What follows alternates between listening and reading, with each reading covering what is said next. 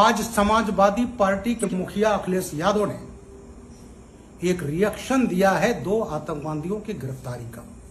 दोनों अलकायदा के हैं, मिनहाज अहमद और मसीरुद्दीन। अलकायदा जानते हैं किसका है?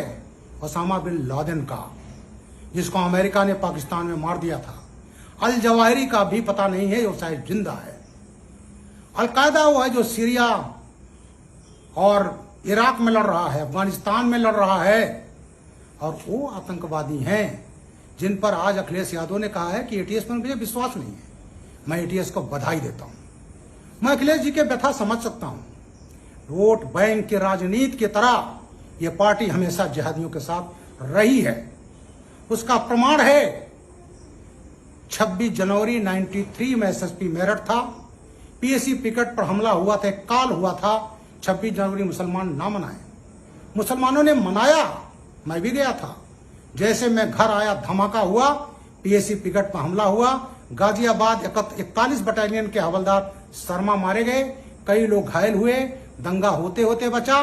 पहली बार प्रदेश में RDX, Chinese grenade, Chinese plastic grenade बरामद हुए। 5-6 आतंकवादियों के खिलाफ चार्जशीट लगी।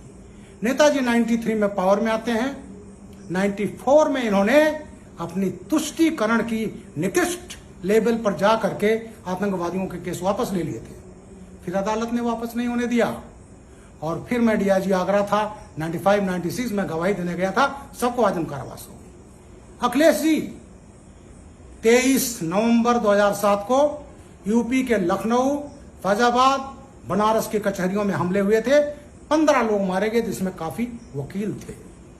और उस समय ये लश्कर तैयबा का जो संगठन था, उससे संबंधित था हुजी, उसके आतंकवादियों ने किया था। खालिद मुजाहिद जौनपुर मड़ियाहू और डॉक्टर तारिक कासमी आजमगढ़, ये गिरफ्तार हुए थे। आजम खां जैसे समाजवादी पार्टी सरकार आई, खुलेआम अखिलेश यादव और आजम खां देते रहे कि जो जेल में मुसलमान बंद हैं उनको हम वापस निकालेंगे। बात हिंदू मुसलमान की बात नहीं है। जो अपराध करता है वो अपराधी है, चाहे वो हिंदू हो चाहे मुसलमान हो। और उसी तहत इन्होंने आतंकवादियों के केसेस निकालना चाहे। बाराबंकी में जो गिरफ्तारी खालिद मुजाहिद तारिक कासमी की हुई, उसको अखिलेश जी ने वापस ले लिया था। फिर अदालत ने वापस नहीं होने दिया। इसी बीच में खालिद मुजाहिद तारिक कासमी फैजाबाद कोर्ट में गए, लौट रहे थे, रास्ते में लू से खालिद मुजाहिद मर गया।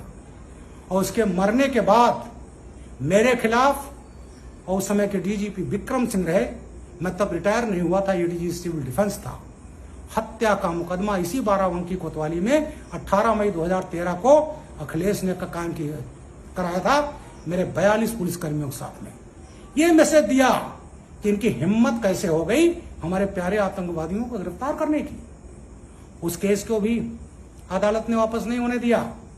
खालिद मुजाहिद तो मर गया, लेकिन तारिक कासमी को आजम कारावास की सजा हो गई। लखनऊ ब्लास्ट में हो गई, अयोध्या जो कचहरी में हुआ था उसमें ब्लास्ट हो गई, और गोरखपुर में इन्होंने मई में ब्लास्ट किया था 2007 में, उसमें भी आजम कारावास की सजा होगी।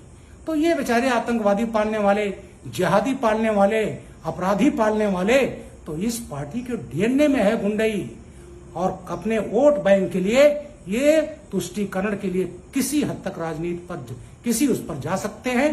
PFI, popular front of India, सभी जानते हैं। लखनऊ में जो सीए पर बवाल हुआ, दिल्ली में हुआ, मेरठ में हुआ, उन सब जगहों पर इन लोगों ने बवाल किए। पीएफआई उसके पीछे थी, उसका पॉलिटिकल संगठन था। वो 2012 में वो भी चुनाव लड़ रहा था, बैंड नहीं है, और अखिलेश जी के फेवर में बैठ गया था। और वही पीएफआई, जितने बड़ी बड़ी घटनाएं हुई, इन सब का संबंध आतंकवादियों से है। और वो सब भी समाजवादी लोगों का पूरा संरक्षण पात्र है।